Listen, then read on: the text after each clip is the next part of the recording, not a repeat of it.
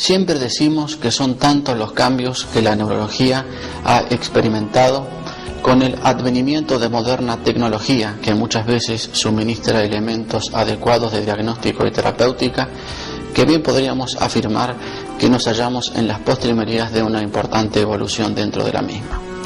La tomografía computada, la tomografía por emisión de positrones, la resonancia magnética nuclear constituyen claro ejemplo de ello. Pero muchas veces la semiología es y seguirá siendo soberana, vale decir, el estudio de los signos y síntomas que el médico recaba al pie de la cama del enfermo. Si muchas veces la actitud basta para diagnosticar un padecimiento, y por actitud entendemos la posición que guarda el paciente en la estación de pie, también tenemos que decir que las facies, que la expresión facial que presentan los enfermos en clínica neurológica también muchas veces constituyen un elemento capital para diagnosticar un determinado padecimiento que posteriormente será corroborado por todos los otros elementos que hacen a la semiología neurológica: la motilidad, el tono muscular, el trofismo, la ataxia, los reflejos, la sensibilidad del estudio de las funciones mentales superiores y demás elementos que son importantes a este fin. Vamos a ver una serie de imágenes, muchas de ellas constituyen una casuística nuestra personal, otras imágenes han sido extraídas de nuestro libro de semiología, Semiología del Sistema Nervioso de Fustinoni, y otras tantas fueron extraídas de la neurología clínica de Parsons y de la neurología de la Torre, Kulisevsky y Codina. En la primera imagen podemos ver lo siguiente. Noten ustedes la inexpresividad facial que presenta el enfermo, la escasez de parpadeo, la piel lustrosa que muchas veces bastan para el diagnóstico de enfermedad de Parkinson. La enfermedad de Parkinson es una entidad que asocia una tríada: la presencia de temblor, vale decir, de los movimientos involuntarios rítmicos y oscilatorios alrededor de un eje de equilibrio; la rigidez, vale decir, la dificultad en la realización de movimientos de flexo-extensión; y la asinesia, vale decir, la dificultad en la iniciación de un movimiento o la inhibición involuntaria en el curso del mismo.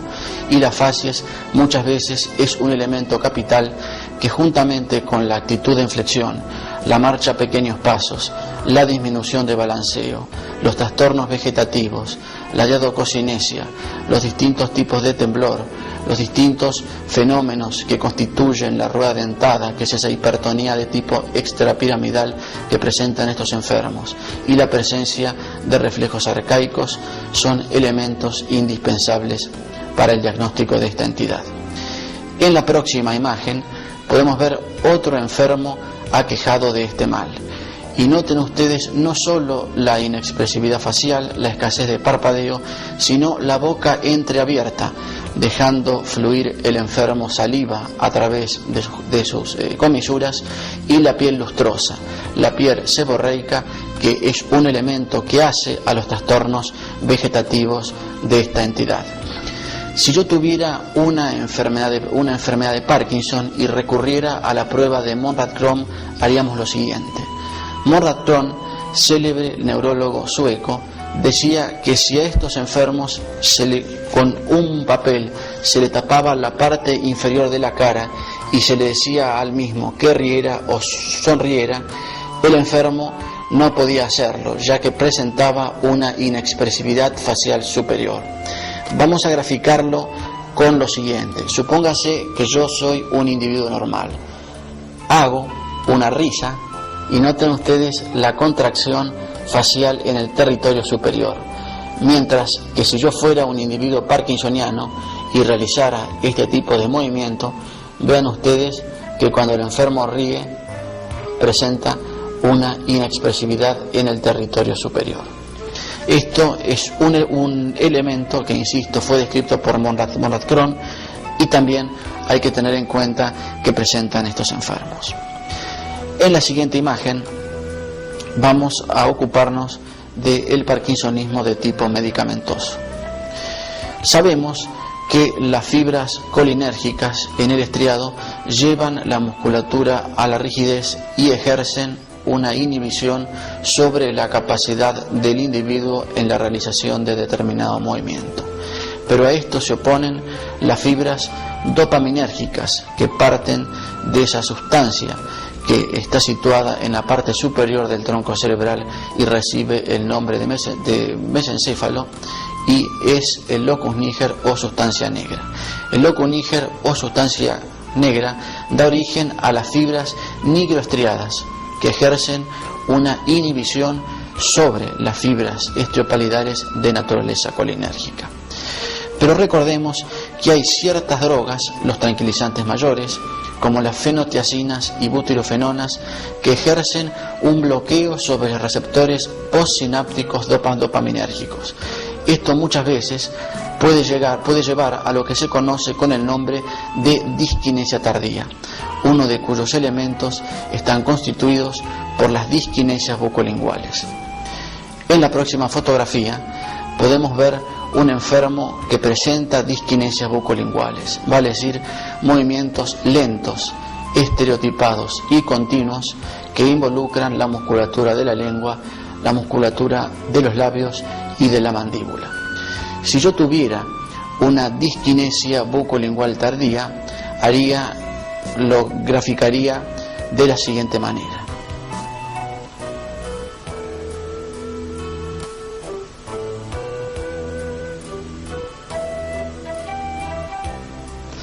En la fisiopatología de esto interviene el bloqueo de los receptores postsinápticos dopaminérgicos y la secreción aumentada secundaria a dicho bloqueo. En la siguiente imagen podemos ver otro enfermo que presenta estas disquinesias bucolinguales. Lo mismo en la imagen siguiente, en una enferma que también presenta estos movimientos lentos, estereotipados y continuos que involucran la musculatura lingual. En la siguiente imagen vamos a estudiar las fases que corresponde a la parálisis facial periférica. Y para esto quiero dar rápidamente los lineamientos que permitan un adecuado aprendizaje de este fenómeno. Recuerden ustedes que el núcleo motor del facial nace en la protuberancia, que es la parte media del tronco cerebral. El tronco cerebral es una vía de paso de estructuras ascendentes que llevan todo lo concerniente a la sensibilidad y lo concerniente a la coordinación de los movimientos dado por el aparato, por las fibras cerebelosas, y una vía de paso asimismo de estructuras descendentes que corresponden a la motilidad propiamente dicha, que discurre a través de la vía piramidal, que aquí están esparcidas. Pero en esta parte del tronco cerebral, en la protuberancia, también nacen los pares craneanos, y nace, insisto, el facial propiamente dicho y el motor ocular externo. Vamos a insistir en esto. Toda lesión que toma el núcleo motor del facial o sus prolongaciones periféricas da en clínica neurológica una parálisis facial de tipo periférica del mismo lado de la lesión.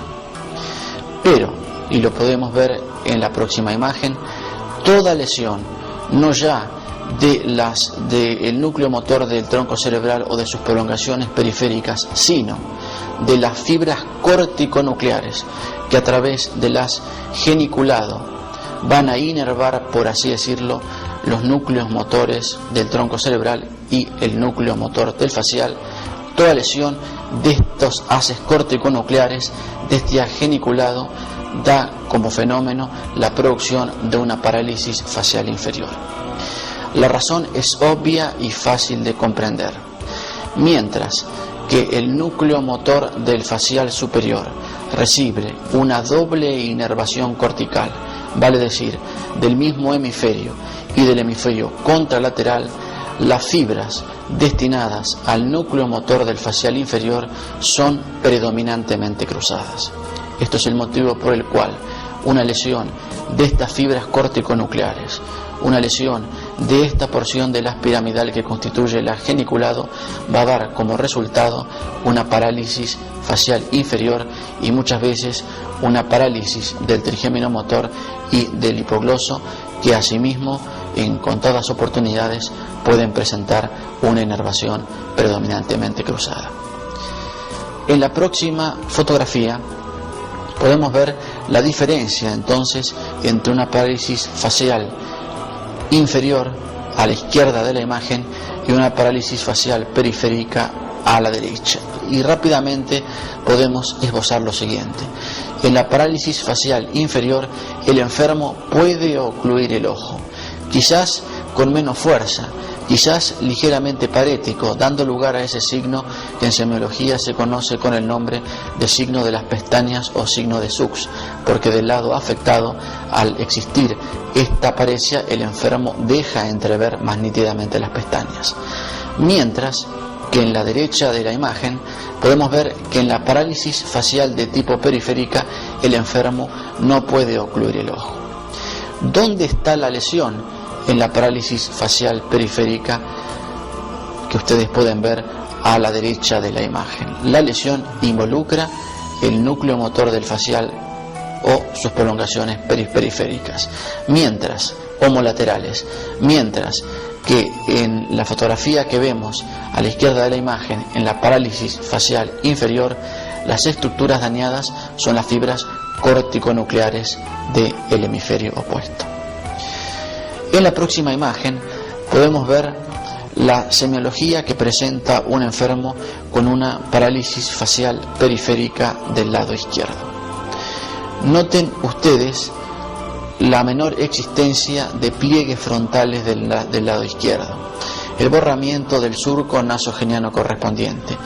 Cuando el enfermo lleva la imagen hacia arriba, se puede ver la contracción que deja entrever los pliegues frontales del lado indemne, mientras que del lado lesional el enfermo no puede elevar la ceja correspondiente ni tampoco dejar entrever estos surcos en forma característica.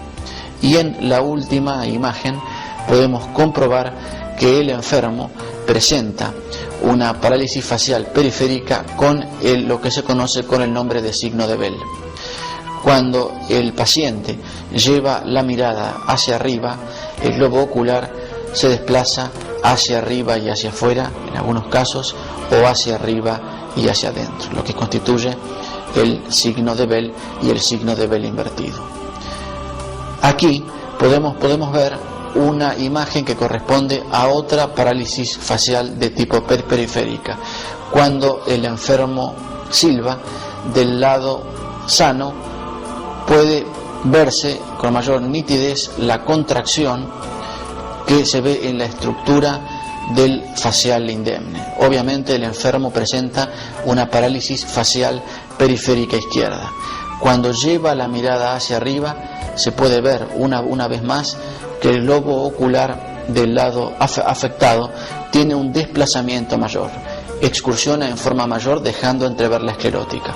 Esto es el signo de negro. Y cuando mira hacia arriba también podemos ver que del lado afectado, obviamente el lado izquierdo, porque el enfermo presenta una parálisis facial izquierda, el enfermo no puede elevar la ceja correspondiente. E insisto, cuando el enfermo sopla o silba, la boca se desvía hacia el lado sano. En la próxima diapositiva podemos ver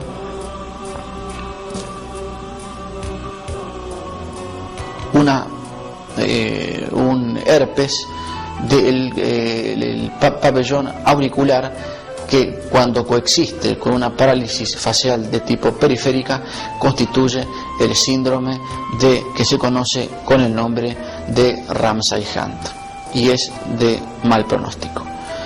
En la siguiente imagen podemos ver un enfermo que ya no presenta una parálisis facial, sino una contracción alternativa en los músculos inervados por el nervio facial. Esta contracción toma los músculos del lado izquierdo de la hemicara izquierda.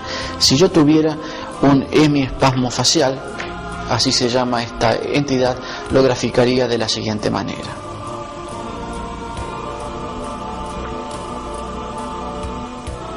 Noten ustedes la contracción alternativa que involucra el orbicular de los párpados del lado izquierdo. En la fisiopatología de esto se supone que esta entidad puede deberse a vasos aberrantes que, sin producir una parálisis facial correspondiente, producen este tipo de movimiento involuntario que se conoce con el nombre de hemiespasmo facial y da la facies característica del hemiespasmo facial que veíamos anteriormente. En la siguiente imagen podemos ver otro enfermo que presenta un hemiespasmo facial del lado izquierdo. Noten ustedes nuevamente la contracción alternativa en la musculatura inervada por el nervio facial. En la fotografía siguiente podemos ver que ya no toma la contracción un lado, una hemicara, sino que la contracción involucra a ambos orbiculares de los párpados, dando lugar a lo que se conoce con el nombre de facies, que corresponde a la enfermedad de Meige. Contracciones forzadas de ambos orbiculares de los párpados. En la siguiente imagen podemos ver otra enferma que presenta un síndrome de Meige, y en la fotografía siguiente podemos ver un enfermo que en 4 tomas de 2 segundos de intervalo entre cada una sirve porque grafica nuevamente la existencia de un síndrome de Meige, vale decir, las contracciones forzadas en el orbicular de los párpados. En este caso, el enfermo ha hecho reiteradas oportunidades para vencer este tipo de resistencia, para vencer la contracción forzada en el territorio de ambos orbiculares. En la siguiente diapositiva vamos a estudiar rápidamente los lineamientos anatómicos que nos sirvan de reparo, que nos sirvan de base para la comprensión de lo que acontece en el síndrome pseudobulbar. Recuerden ustedes que en la circunvolución frontal ascendente y en el lóbulo paracentral, aquí están situadas las células piramidales gigantes de Betz, vale decir, las áreas que van a presidir, comandar y regular la motilidad del hemicuerpo contralateral. Las fibras discurren por estructuras subcorticales y llegan a lo que conocemos con el nombre de cápsula interna. En la rodilla de la cápsula interna, que se debe a la unión del brazo anterior con el brazo posterior de la cápsula interna, aquí está situada esa porción del haz piramidal que recibe el nombre de haz geniculado y que va a inervar los núcleos motores del tronco cerebral que van a presidir la motilidad de la cabeza, de la cara, de los ojos y de la lengua. Vamos un peldaño hacia atrás y nos encontramos con las fibras que corresponden al haz piramidal propiamente dicho, que se van a decusar en la parte inferior del bulbo raquídeo y van a gobernar no ya la motilidad de la cara, de la cabeza, de los ojos y de la lengua, sino por el contrario la motilidad del hemitronco y de las extremidades contralaterales. Toda lesión del haz geniculado en forma bilateral desconecta, produce una desconexión entre las fibras corticonucleares y los núcleos motores del tronco cerebral. Uno de los núcleos motores del tronco cerebral es precisamente el nervio facial. Pero esta desconexión de elementos corticonucleares con el nervio facial propiamente dicho, a pesar de ello, persisten las conexiones de este núcleo con estructuras extrapiramidales, que, como ustedes saben, regulan todo lo concerniente a la mímica emocional. Por eso, este enfermo presenta las siguientes fases, que podemos ver con las clásicas crisis de llanto y de risa espasmódicas. Crisis de llanto y risa espasmódicas sin una causa determinada que la produzcan, sin algo plausible que lo determine.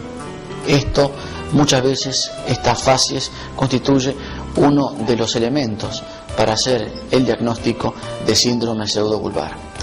En la siguiente fotografía podemos ver, por el contrario, que en este síndrome, en el síndrome pseudobulbar, la lesión que produce la afectación de los haces geniculados en forma bilateral está dada por infartos lacunares, muchas veces esparcidos en el manto cortical correspondiente y que, insisto, hacen una desconexión entre los elementos corticonucleares y los núcleos motores del tronco cerebral y llevan a este tipo de fasias.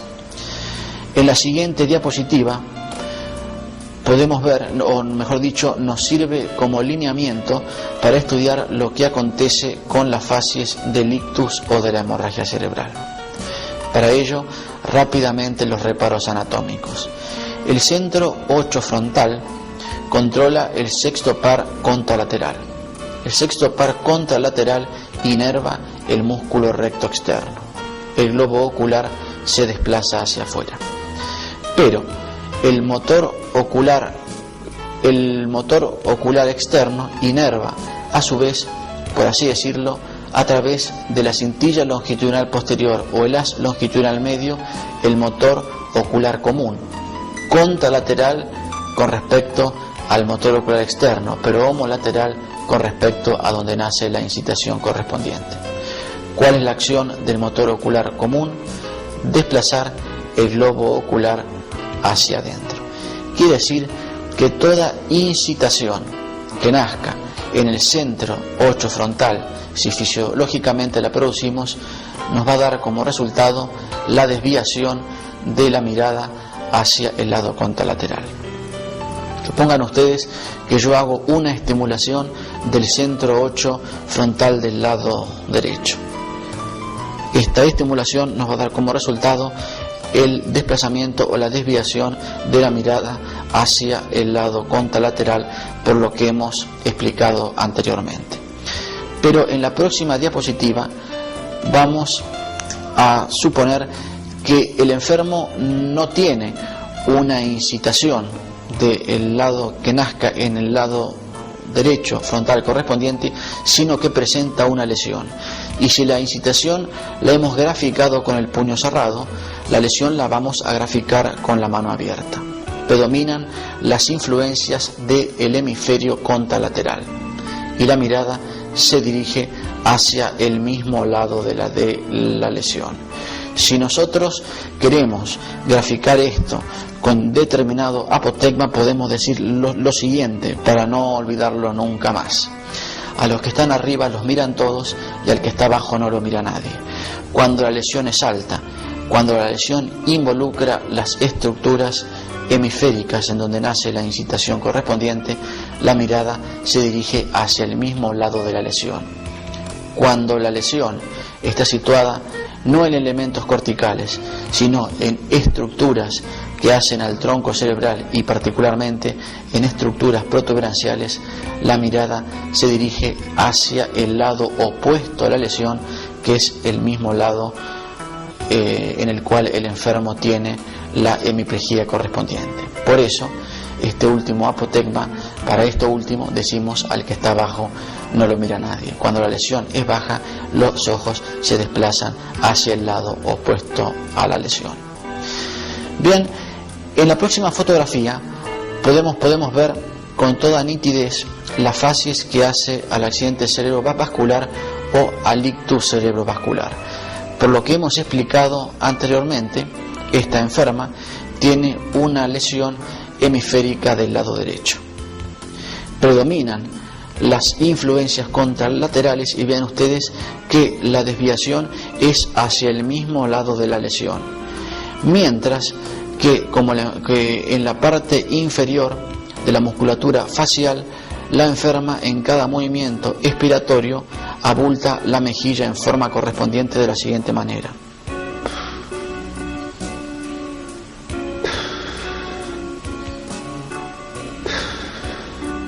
¿Y por qué presenta la enferma una parálisis facial inferior? Porque están involucradas las fibras que de la circunvolución frontal ascendente van a inervar el nervio facial, por así decirlo, y cuyos lineamientos hemos dado anteriormente. Noten ustedes con toda nitidez, nuevamente, en una lesión cerebral derecha, la desviación conjugada de la cabeza y de los ojos hacia el lado de la lesión. A los que están arriba los miran todos. En la siguiente fotografía podemos interiorizarnos en lo que hace al estudio de las fases de Claude-Bernard-Horner por lesión del nervio simpático. Para adentrarnos en el estudio de estas fases tenemos que recordar rápidamente cómo es la anatomía que hace al simpático. El nervio simpático nace en hipotálamo. Las fibras que de allí nacen discurren a lo largo del tronco cerebral, llegan a la médula, sinaptan en el asta intermedio lateral con el núcleo correspondiente y salen constituyendo los ramos comunicantes de las últimas raíces cervicales y de las primeras raíces sacras. Remontan hacia los ganglios cervicales superior, medio e inferior, donde una nueva sinapsis origina fibras que a través del plexo carotídeo y del plexo cavernoso llegan al ganglio de Gasser, y a través del nervio oftálmico y los nervios ciliares largos la información llega a la pupila correspondiente. Pero, ¿cuál es la acción que ejerce el simpático en la pupila? La podemos ver en la siguiente fotografía. El nervio simpático inerva las fibras radiadas, produce la dilatación pupilar correspondiente, mientras que las fibras circulares son inervadas por estructuras parasimpáticas. Quiere decir entonces que ya podemos sacar rápidamente una conclusión. Cuando hay una parálisis del simpático que inerva las fibras radiadas, predominan las fibras que llevan a la contracción pupilar inervadas por el simpático, y uno de los primeros elementos capitales en las fases del síndrome por parálisis simpática, que recibe el nombre de síndrome de Claude-Bernard-Horner, es la miosis pupilar correspondiente del lado afectado. Lo podemos ver gráficamente en la siguiente fotografía. Noten ustedes que del lado derecho del enfermo, el mismo presenta una disminución o una caída ligera del párpado, una pseudoptosis, presenta una enoftalmía, presenta una miosis y una congestión conjuntival, que son los 4 elementos para hacer el diagnóstico de síndrome de Claude-Bernard-Horner. Y esta pseudoptosis, si hemos comprendido los lineamientos que explican por qué el enfermo presenta una miosis, otro tanto tenemos que decir acerca del motivo por el cual el enfermo presenta una pseudoptosis. La presenta porque el simpático inerva un músculo coadyuvante de la elevación del párpado superior, que es el músculo liso de Müller, que coadyuva con el elevador del párpado superior. Quiere decir que estos 4 elementos son importantes para hacer el diagnóstico de esta entidad, y los voy a repetir una vez más: miosis, congestión conjuntival, enoftalmía y caída del párpado constituyendo una pseudoptosis. En la siguiente fotografía podemos ver otro enfermo que presenta un síndrome de Claude-Bernard-Horner. Vean ustedes del lado derecho la pseudoptosis que presenta y la miosis que lleva a una anisocoria. Vale decir, si comparamos la pupila con la pupila contralateral, vemos que hay una diferencia. Esto recibe el nombre de anisocoria, motivada por la miosis del lado afectado, en este caso del lado derecho. En la próxima diapositiva, esto nos sirve como lineamiento para adentrarnos en las fases de la miastenia gravis. La miastenia gravis es una entidad inmunológica que se debe a la producción de anticuerpos antirreceptores de la acetilcolina que se fijan, que se unen a la placa receptora de la acetilcolina inactivándola. El enfermo presenta una fatiga progresiva, una parálisis, si se quiere, sin parálisis, que va evolucionando a lo largo del día, que se agrava con el esfuerzo y mejora con el reposo. En la siguiente fotografía podemos ver una enferma que presenta una facies correspondiente a miastenia gravis. Del lado derecho, noten ustedes, en las primeras horas del día, la enferma desarrolla una caída del párpado del lado izquierdo, lo que se conoce con el nombre de ptosis. Y cuando avanzan las horas, noten ustedes que la ptosis se hace bilateral y muchas veces estos enfermos tienen que llevar la cabeza hacia arriba para poder ver a través del resquicio palpebral correspondiente. En la próxima fotografía podemos ver otra enferma que presenta una miastenia gravis, ptosis unilateral que se agrava con el transcurso del día, y en la próxima fotografía podemos ver que esta ptosis unilateral se revierte con el suministro de drogas anticolinesterásicas, particularmente con el cloruro de hidrofonio, que es la droga que se conoce con el nombre de tensilón, y muchas veces es un elemento importante para hacer el diagnóstico de miastenia gravis. En esta fotografía podemos ver nuevamente una paciente afecta de una miastenia gravis. Noten ustedes la ptosis unilateral, que en la próxima fotografía podemos ver que revierte nuevamente con el cloruro de hidrofonio. En la siguiente fotografía vemos otra enferma que presenta una ptosis palpebral bilateral, pero con diferencia con respecto a la miastenia. Esta enferma no empeora su ptosis a lo largo del día, sino que se mantiene prácticamente estable, y a diferencia también con la anterior entidad, en esta tampoco hay mejoría con el suministro de sustancias anticolinesterásicas. Esta facies es la facies correspondiente a la oftalmoplegia nuclear progresiva. En la siguiente fotografía podemos ver otra enferma afecta de una oftalmoplegia nuclear progresiva o enfermedad de von Grafen, con las características semiológicas que esbozábamos anteriormente. La ptosis de los párpados en forma bilateral que se mantiene estable a lo largo de las horas. La próxima diapositiva nos sirve como reparo anatómico para adentrarnos en el estudio que hace a las parálisis de los núcleos oculares.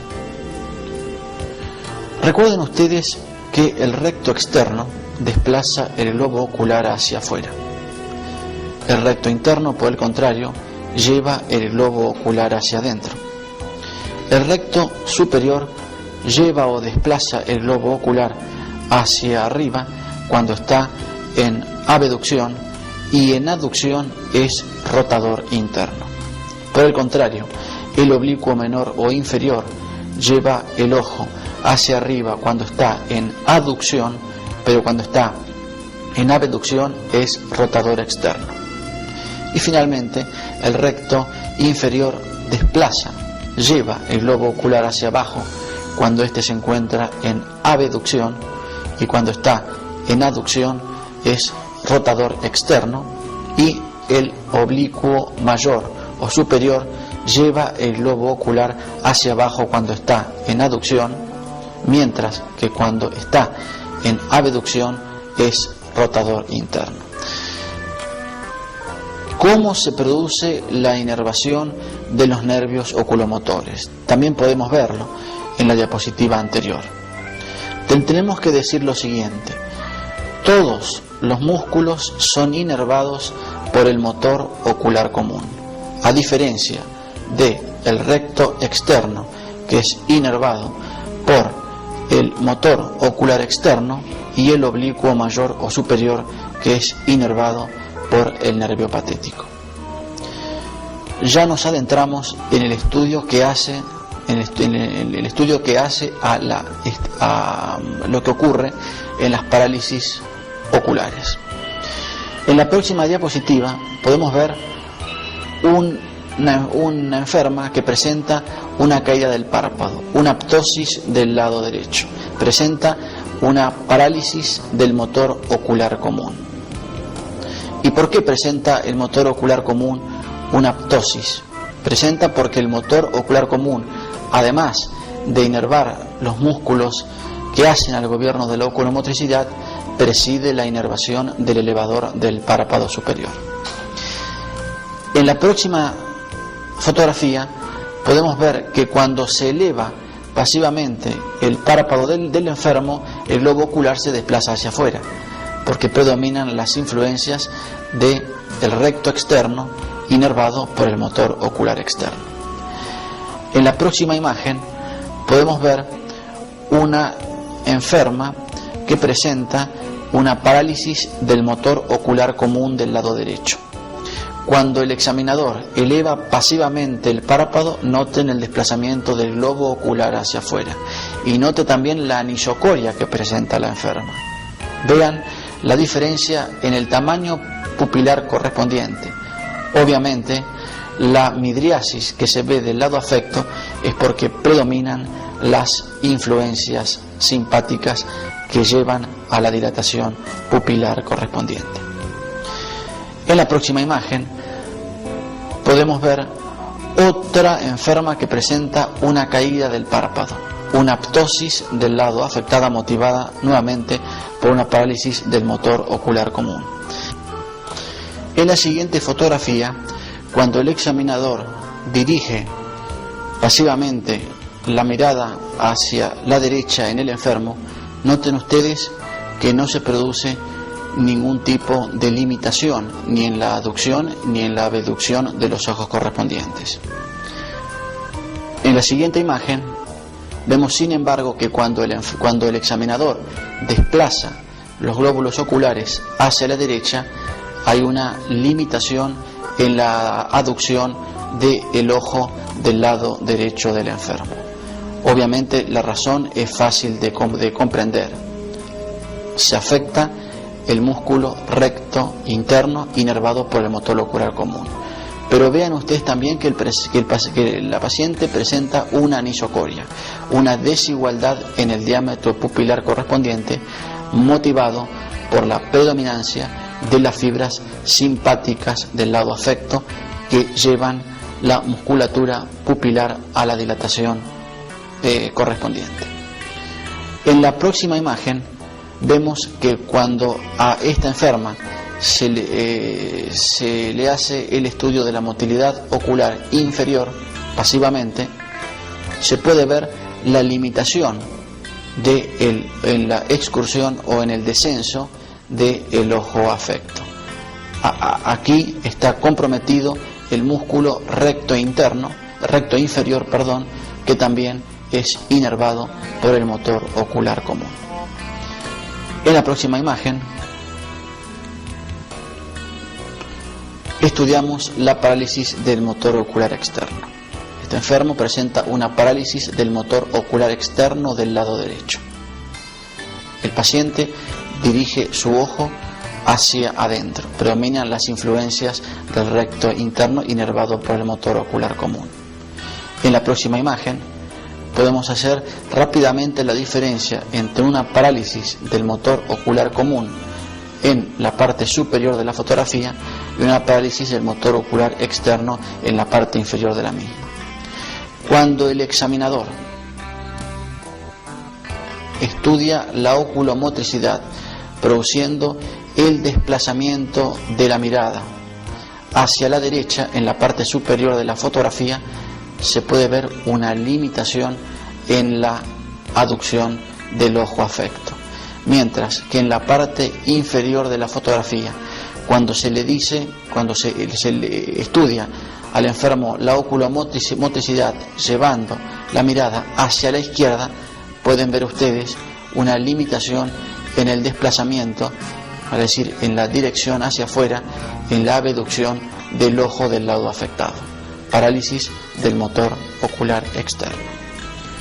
En la próxima fotografía vemos que muchas veces puede haber concomitantemente una parálisis de ambos rectos externos, una parálisis del motor ocular externo bilateral. Esto se ve en una entidad que se conoce con el nombre de encefalopatía de Wernicke, que se ve en alcohólicos y que, además de asociar este tipo de fenómeno, la limitación en la abducción de ambos ojos, asocia asimismo nistagmus, presenta ataxia, vale decir incoordinación, una ataxia de tipo cerebelosa, y asimismo presenta muchas veces elementos de tipo confusional, que muchas veces son elementos que llevan al diagnóstico de esta entidad.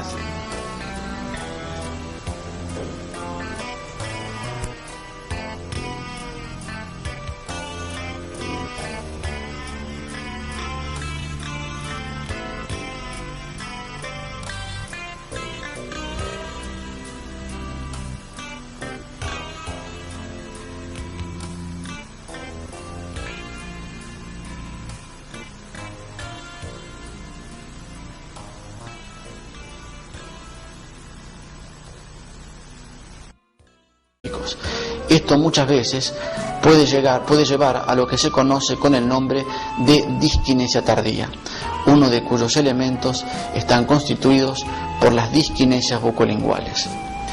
En la próxima fotografía podemos ver un enfermo que presenta disquinesias bucolinguales, vale decir movimientos lentos, estereotipados y continuos que involucran la musculatura de la lengua, la musculatura de los labios y de la mandíbula. Si yo tuviera una disquinesia bucolingual tardía, lo graficaría de la siguiente manera.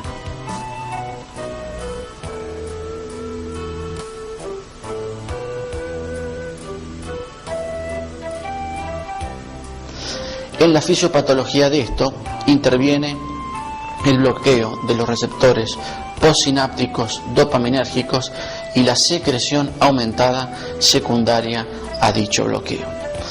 En la siguiente imagen podemos ver otro enfermo que presenta estas disquinesias bucolinguales. Lo mismo en la imagen siguiente, en una enferma que también presenta estos movimientos lentos, estereotipados y continuos que involucran la musculatura lingual.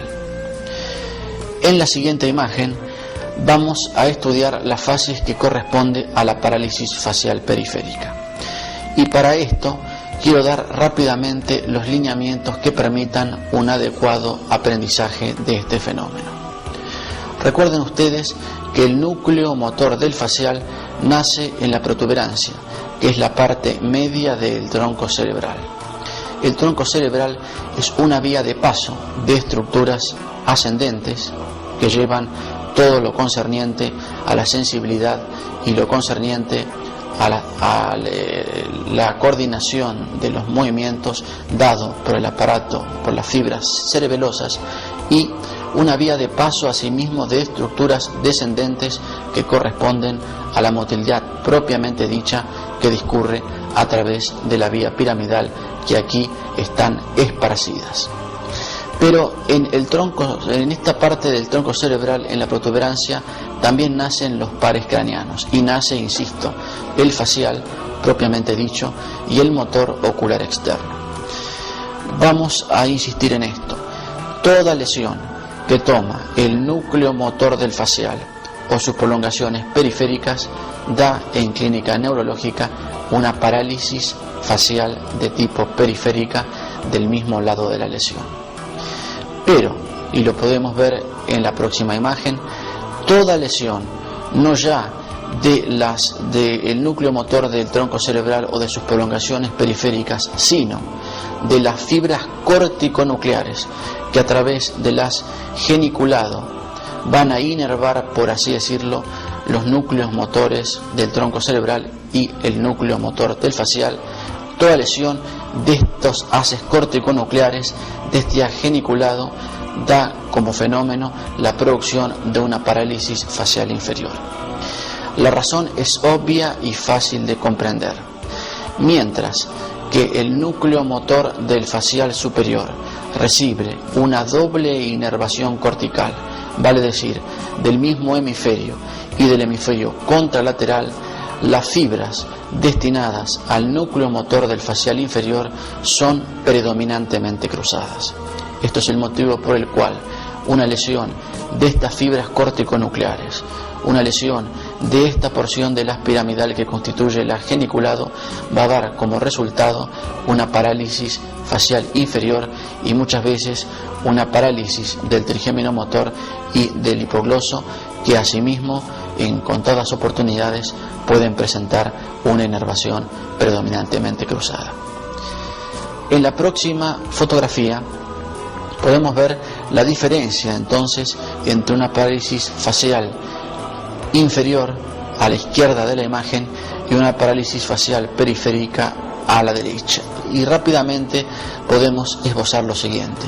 En la parálisis facial inferior, el enfermo puede ocluir el ojo, quizás con menos fuerza, quizás ligeramente parético, dando lugar a ese signo que en semiología se conoce con el nombre de signo de las pestañas o signo de Sux, porque del lado afectado, al existir esta paresia, el enfermo deja entrever más nítidamente las pestañas.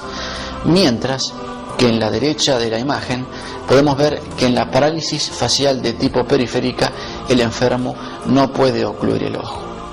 ¿Dónde está la lesión en la parálisis facial periférica que ustedes pueden ver a la derecha de la imagen? La lesión involucra el núcleo motor del facial o sus prolongaciones periféricas, mientras homolaterales, mientras que en la fotografía que vemos a la izquierda de la imagen, en la parálisis facial inferior, las estructuras dañadas son las fibras corticonucleares del hemisferio opuesto.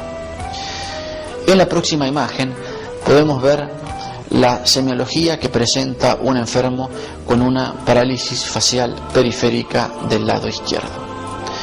Noten ustedes la menor existencia de pliegues frontales del lado izquierdo, el borramiento del surco nasogeniano correspondiente.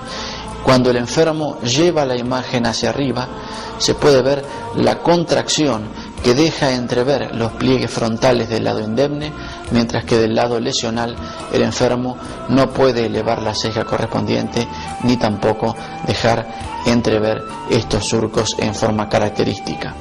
Y en la última imagen podemos comprobar que el enfermo presenta una parálisis facial periférica con lo que se conoce con el nombre de signo de Bell. Cuando el paciente lleva la mirada hacia arriba, el globo ocular se desplaza hacia arriba y hacia afuera, en algunos casos, o hacia arriba y hacia adentro, lo que constituye el signo de Bell y el signo de Bell invertido. Aquí podemos ver una imagen que corresponde a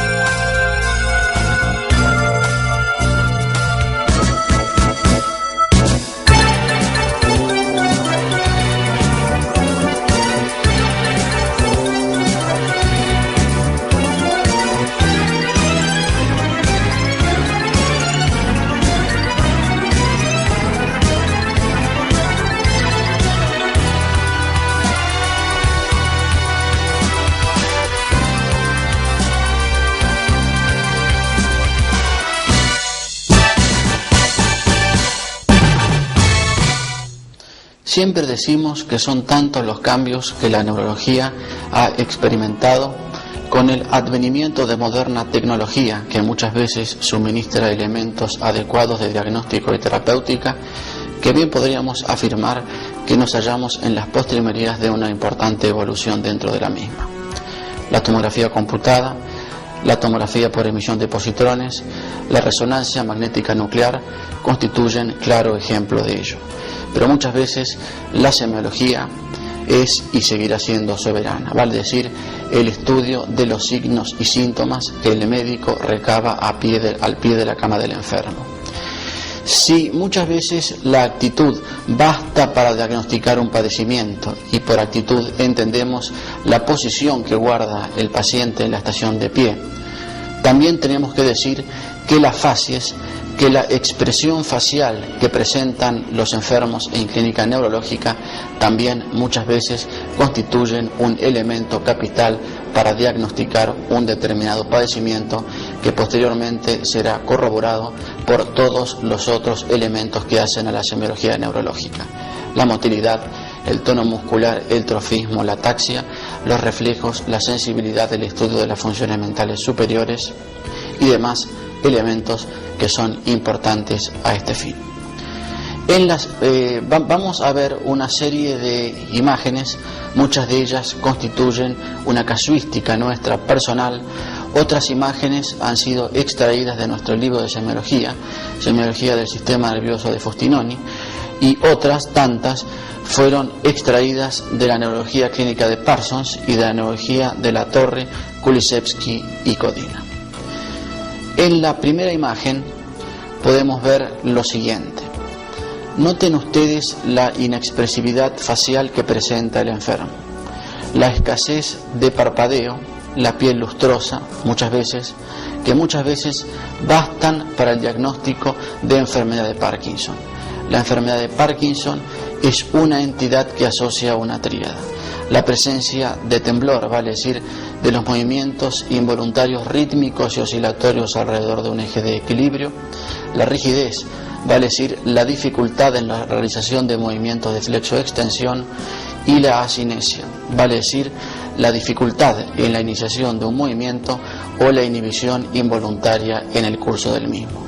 Y las facies muchas veces es un elemento capital que, juntamente con la actitud de inflexión, la marcha a pequeños pasos, la disminución de balanceo, los trastornos vegetativos, la diadococinesia, los distintos tipos de temblor, los distintos fenómenos que constituyen la rueda dentada, que es esa hipertonía de tipo extrapiramidal que presentan estos enfermos, y la presencia de reflejos arcaicos, son elementos indispensables para el diagnóstico de esta entidad.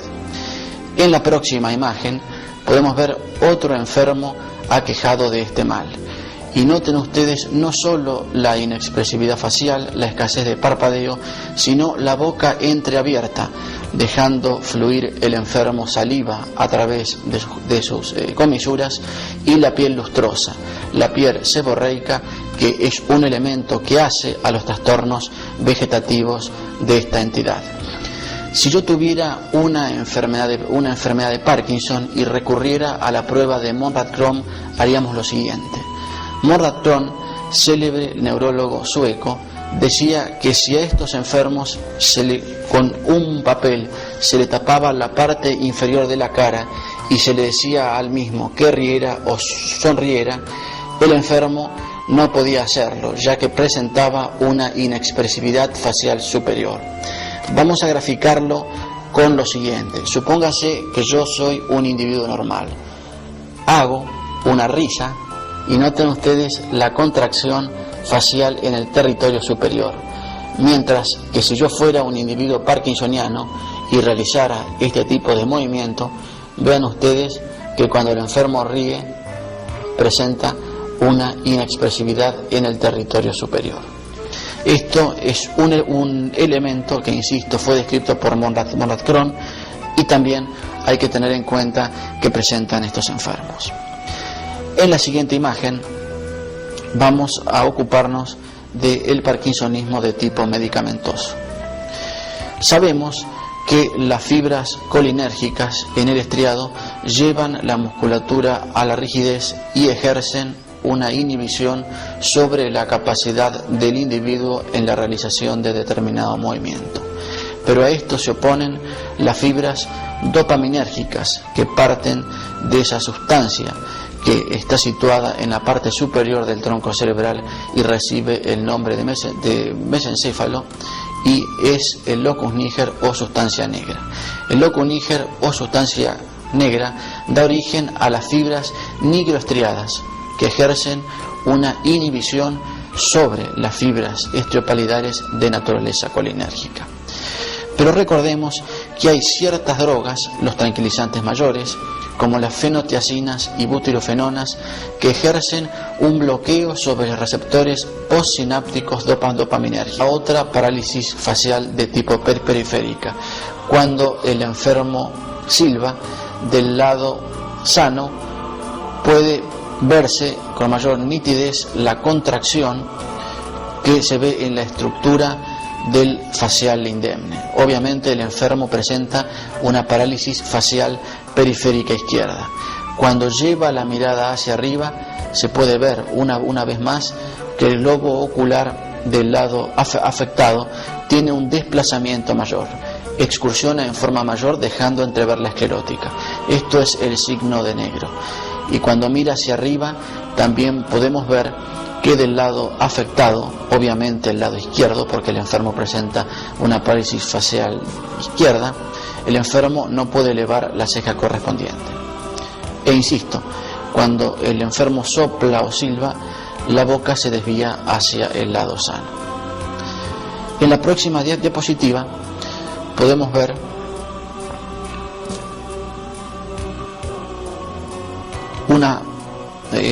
un herpes del pabellón auricular, que cuando coexiste con una parálisis facial de tipo periférica constituye el síndrome que se conoce con el nombre de Ramsay-Hunt y es de mal pronóstico. En la siguiente imagen podemos ver un enfermo que ya no presenta una parálisis facial, sino una contracción alternativa en los músculos inervados por el nervio facial. Esta contracción toma los músculos del lado izquierdo de la hemicara izquierda. Si yo tuviera un hemiespasmo facial, así se llama esta entidad, lo graficaría de la siguiente manera.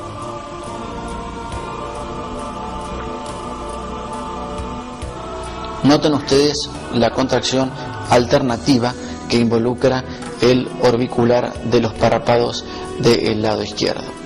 En la fisiopatología de esto se supone que esta entidad puede deberse a vasos aberrantes que, sin producir una parálisis facial correspondiente, producen este tipo de movimiento involuntario que se conoce con el nombre de hemiespasmo facial y da la facies característica del hemiespasmo facial que veíamos anteriormente.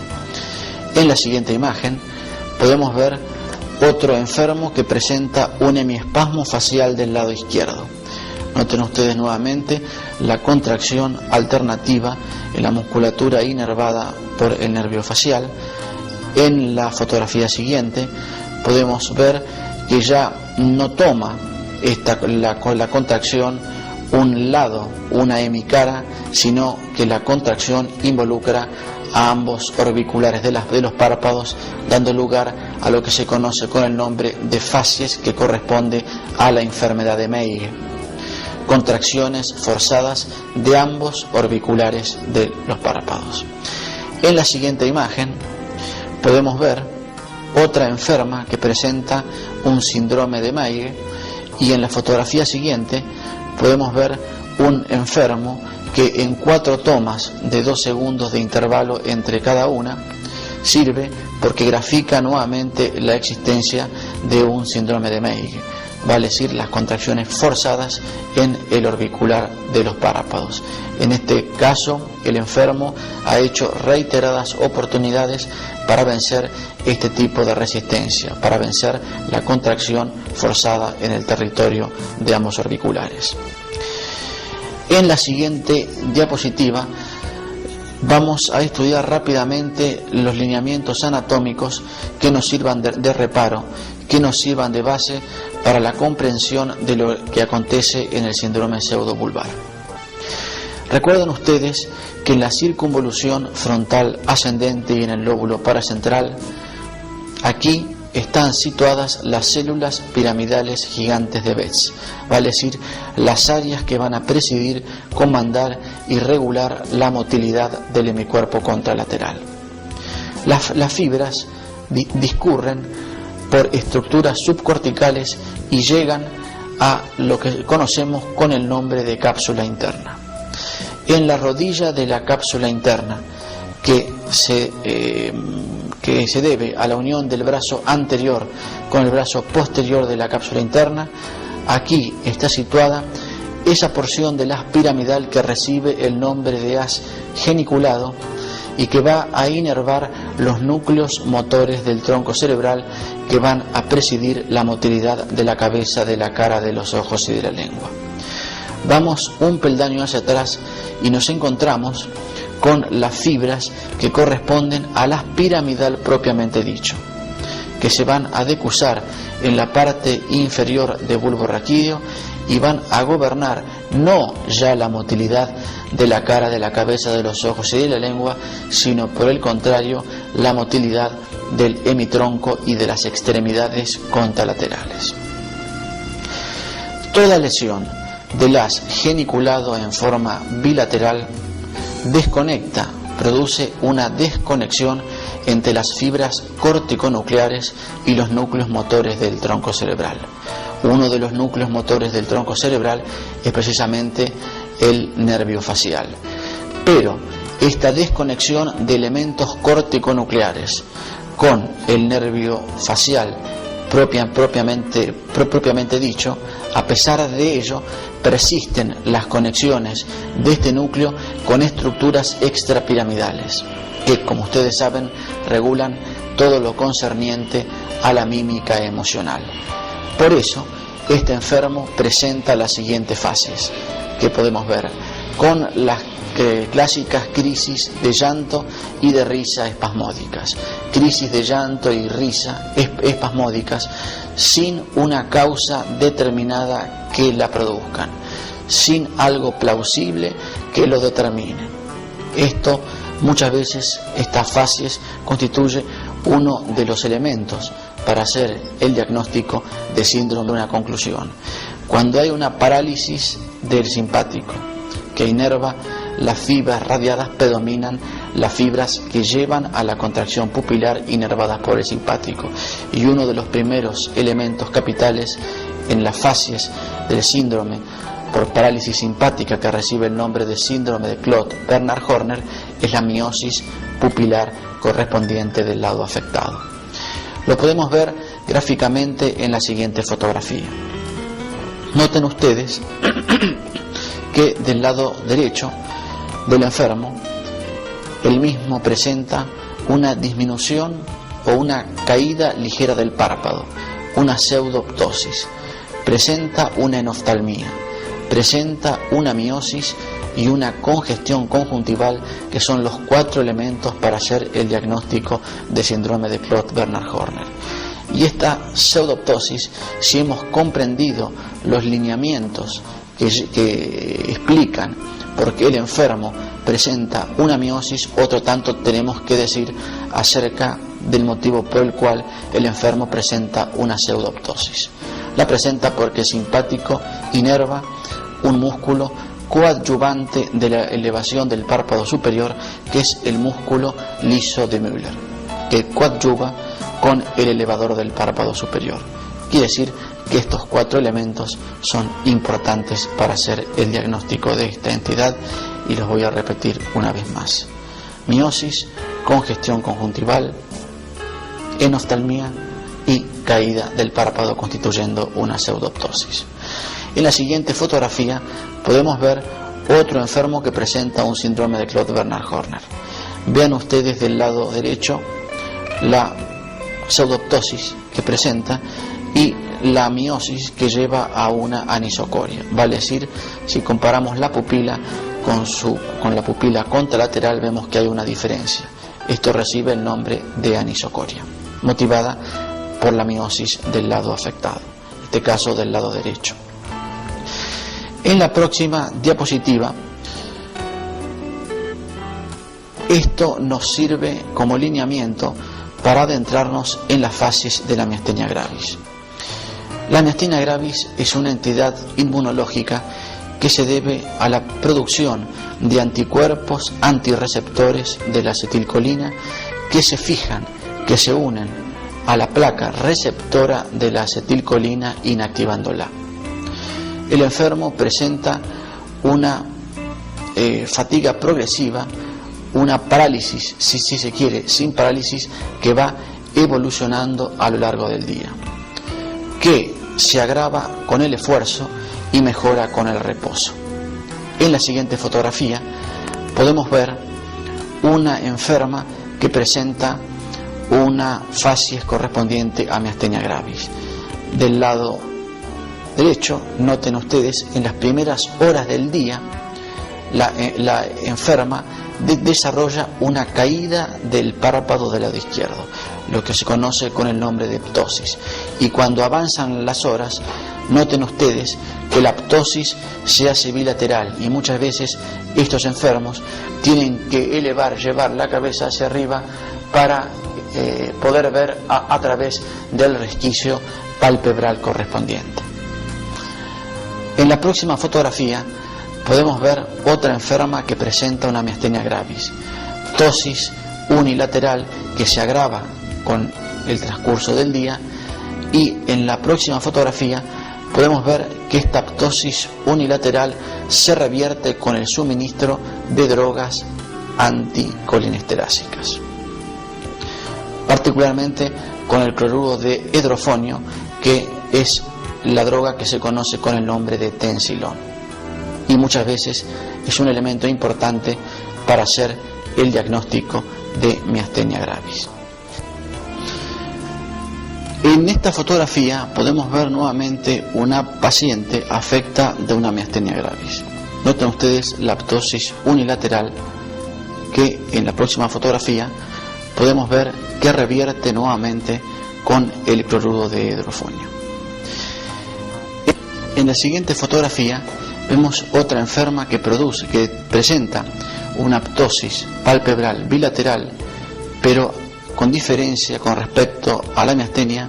Esta enferma no empeora su ptosis a lo largo del día, sino que se mantiene prácticamente estable, y a diferencia también con la anterior entidad, en esta tampoco hay mejoría con el suministro de sustancias anticolinesterásicas.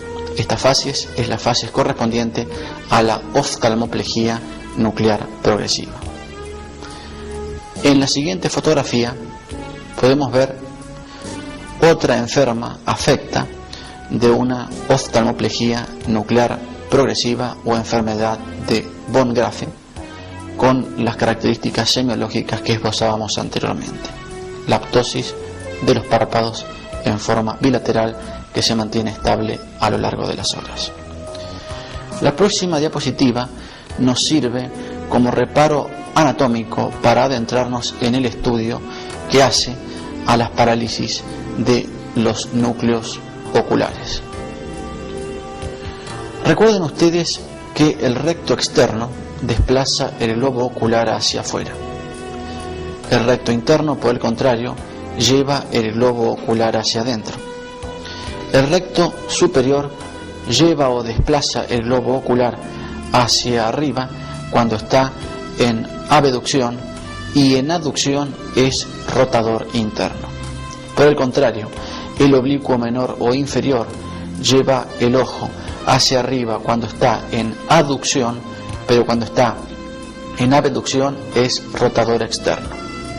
Y finalmente, el recto inferior lleva el globo ocular hacia abajo cuando éste se encuentra en abducción, y cuando está en aducción es rotador externo, y el oblicuo mayor o superior lleva el globo pseudovulvar. En la siguiente fotografía podemos ver, por el contrario, que en este síndrome, en el síndrome pseudovulvar, la lesión que produce la afectación de los haces geniculados en forma bilateral está dada por infartos lacunares, muchas veces esparcidos en el manto cortical correspondiente, y que, insisto, hacen una desconexión entre los elementos corticonucleares y los núcleos motores del tronco cerebral, y llevan a este tipo de fasias. En la siguiente diapositiva podemos ver, o mejor dicho, nos sirve como lineamiento para estudiar lo que acontece con las facies del ictus o de la hemorragia cerebral. Para ello, rápidamente los reparos anatómicos. El centro 8 frontal controla el sexto par contralateral. El sexto par contralateral inerva el músculo recto externo. El globo ocular se desplaza hacia afuera. Pero el motor ocular externo inerva, a su vez, por así decirlo, a través de la cintilla longitudinal posterior o el haz longitudinal medio, el motor ocular común, contralateral con respecto al motor ocular externo, pero homolateral con respecto a donde nace la incitación correspondiente. ¿Cuál es la acción del motor ocular común? Desplazar el globo ocular hacia adentro. Quiere decir que toda incitación que nazca en el centro 8 frontal, si fisiológicamente la producimos, nos va a dar como resultado la desviación de la mirada hacia el lado contralateral. Supongan ustedes que yo hago una estimulación del centro 8 frontal del lado derecho. Esta estimulación nos va a dar como resultado el desplazamiento o la desviación de la mirada hacia el lado contralateral, por lo que hemos explicado anteriormente. Pero en la próxima diapositiva vamos a suponer que el enfermo no tiene una incitación del lado que nazca en el lado derecho frontal correspondiente, sino que presenta una lesión. Y si la incitación la hemos graficado con el puño cerrado, la lesión la vamos a graficar con la mano abierta. Predominan las influencias del hemisferio contralateral y la mirada se dirige hacia el mismo lado de la lesión. Si nosotros queremos graficar esto con determinado apotegma, podemos decir lo siguiente, para no olvidarlo nunca más. A los que están arriba los miran todos y al que está abajo no lo mira nadie. Cuando la lesión es alta, cuando la lesión involucra las estructuras hemisféricas en donde nace la incitación correspondiente, la mirada se dirige hacia el mismo lado de la lesión. Cuando la lesión está situada no en elementos corticales, sino en estructuras que hacen al tronco cerebral y particularmente en estructuras protuberanciales, la mirada se dirige hacia el lado opuesto a la lesión, que es el mismo lado en el cual el enfermo tiene la hemiplegia correspondiente. Por eso, este último apotegma, para esto último decimos al que está abajo no lo mira nadie. Cuando la lesión es baja, los ojos se desplazan hacia el lado opuesto a la lesión. Bien, en la próxima fotografía podemos ver con toda nitidez las facies que hace al accidente cerebrovascular o al ictus cerebrovascular. Por lo que hemos explicado anteriormente, esta enferma tiene una lesión hemisférica del lado derecho. Predominan las influencias contralaterales y vean ustedes que la desviación es hacia el mismo lado de la lesión, mientras que en la parte inferior de la musculatura facial, la enferma en cada movimiento expiratorio abulta la mejilla en forma correspondiente de la siguiente manera.